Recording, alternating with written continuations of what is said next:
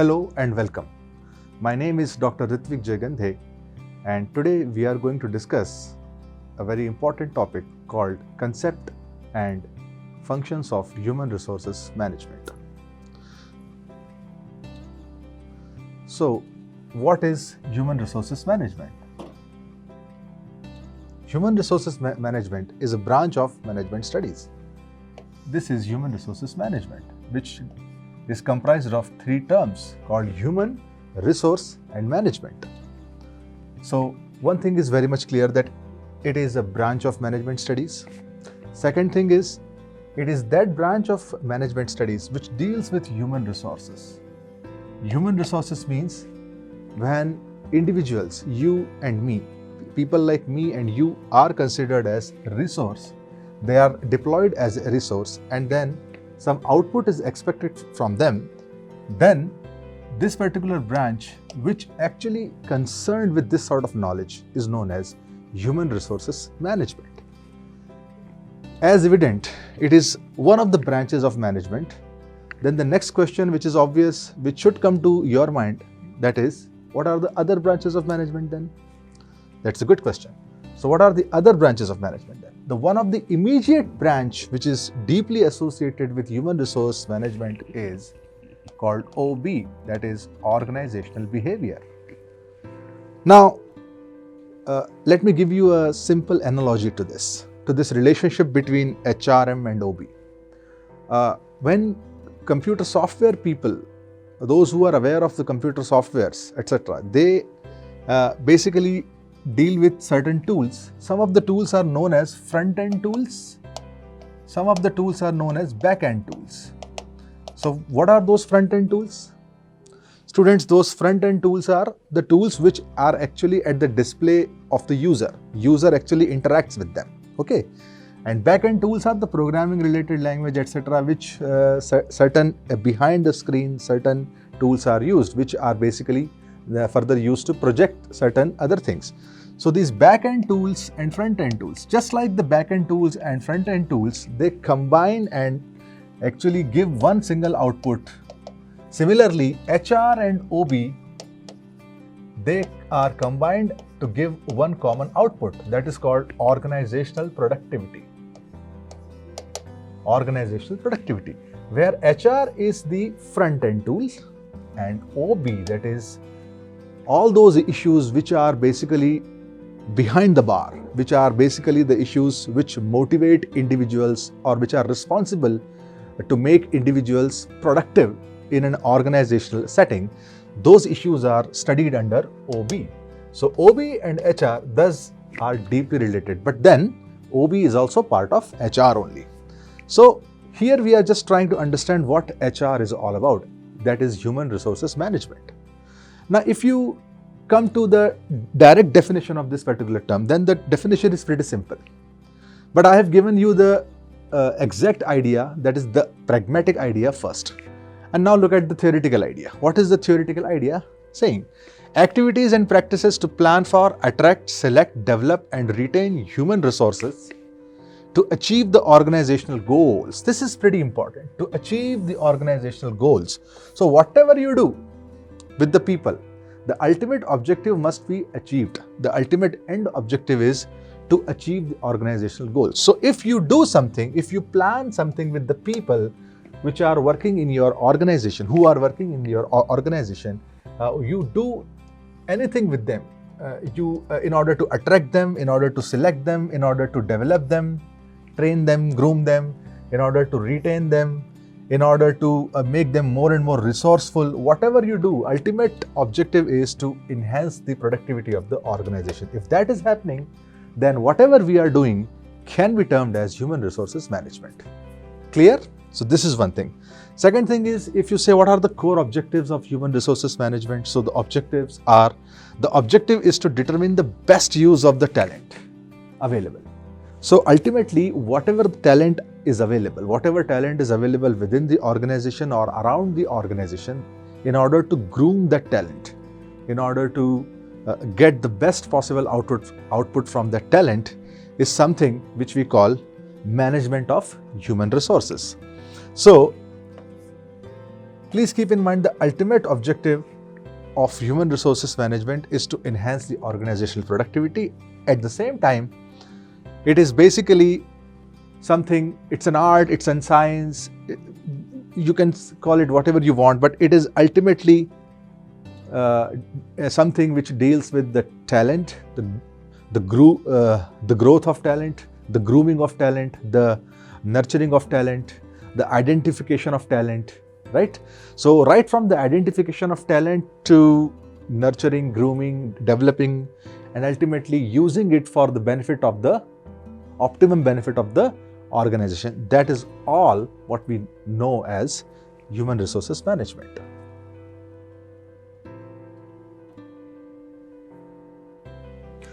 Let us now focus on what are the areas of human resources management. So typically, some people call it functions also, but then functions, I would rather say those are slightly different from these areas, but these are the thrust areas. Here the focus, you see the focus. Here you can say things actually are getting convergent. So the whole idea is that the focus is here. So if you basically want to know what is the focus area of this particular domain, then these are the focus areas. So what do we do when we actually deal with the human resources management? Human resources management is a branch of study, or you can say human resources management is a domain of study which deals with these many things, known as recruitment of the manpower within the organizational setup, then selection of the manpower for a particular task. Now there is a difference between recruitment and selection. I will tell you that difference. Then placing of right people for the right job. When the people are at work, then it is important to really appraise their work, whether they are really doing the job the way the management wants them to do. So that is appraisal of them. That is also a very core function, core part of the human resources management. When people are working for the organization is obliged to compensate them for their work, so that the compensation issues related to compensation is also part of human resources management. And ultimately, workplace planning. All this happens with certain planning. Nothing goes without planning. So ultimately, all the managerial functions, what you study in the post-core, when number of theories are there, etc. All those managerial functions or operational functions or the strategic functions, whatever, there are 3 types of functions. All those functions applied to these many areas, they will be giving you the complete picture of the human resources management. Let us move ahead and further bifurcate these areas into 2. So if you say the human resources management actually bifurcates its functions into 2 categories, 2 basic categories. And which are these 2 categories? First is HR development. And the second one is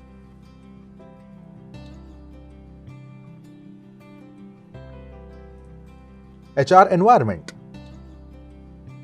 Second one is HR environment. So all the activities which an organization conducts under human resources management can be divided into these 2 categories. First is the HR development and second is HR environment. So creating an environment and developing your human resources. So training and development, education, training, development, all these sorts of functions, and there could be more depending upon the context of the organization. At the same time, environment of the organization, creating a right kind of an environment, right kind of a milieu which enhances the productivity of each and every employee or the employee groups is also the core function of human resources management. So things like job enrichment, job enlargement, job analysis, job description, etc. and certain other things, organizational development strategy, growth plan, etc. They are also part of the human resources management. Let us move on. Let us move on to a very core discussion. Here I would like a couple of minutes because it is very important. It deals with how this area has grown over a period of time. Now if you look at the historical development path of this particular domain, as I told you, every knowledge domain has its own history. it has grown over a certain period of time. So similar is the case with human resources management also.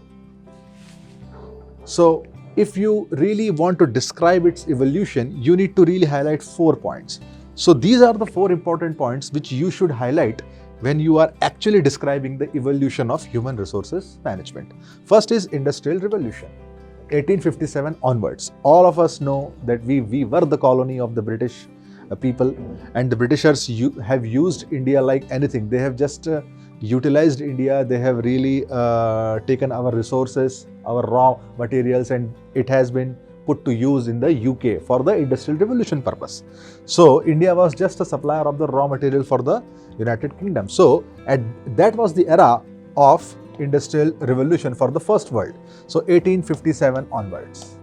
Okay, that was the first part of history. I'm just briefly explaining about it. Second thing is human relations approach.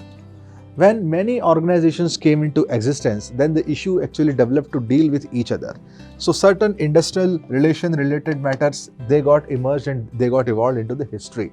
And when we actually understand how one organization relates to other, that is known as industrial relations. And then intra-group interactivity, intergroup interactivity of individuals from one organization dealing with the other one, etc. issues emerged, and that was the second phase of, you can say, the growth of human resources development. The third and most important in my view, in fact every other management scientist would say the same thing, that Hawthorne effect or the Hawthorne experiments were the most important, you can say, milestone in the growth span of human resources management.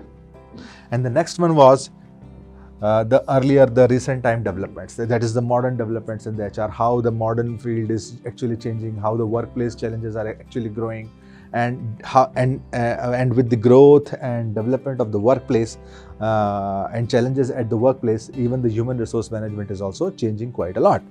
So we call it Industrial Revolution 2.0. So that's okay. But then the third point, let me explain a bit. Third point, that is Hawthorne experiments. What is Hawthorne effect? Hawthorne effect is basically saying that the nature of reactivity of human beings, which is observed when people see that they are themselves being observed.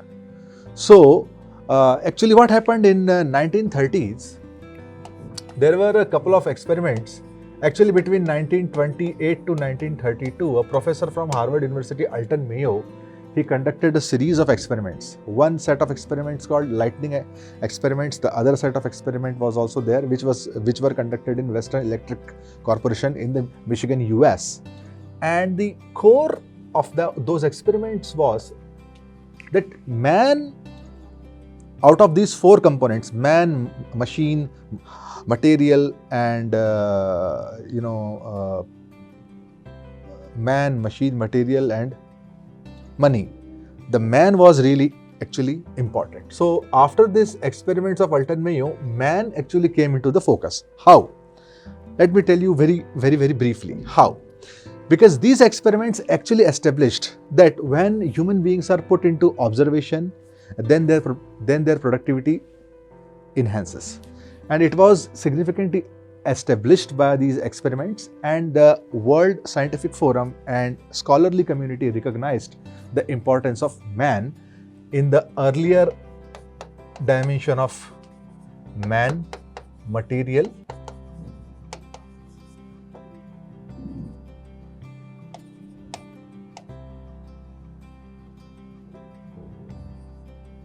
machine, and the fourth one is money.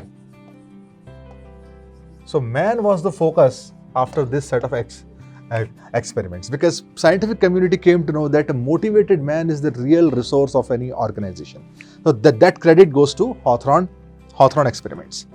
So this is how you are going to actually understand the growth of human resources management as a subject domain matter.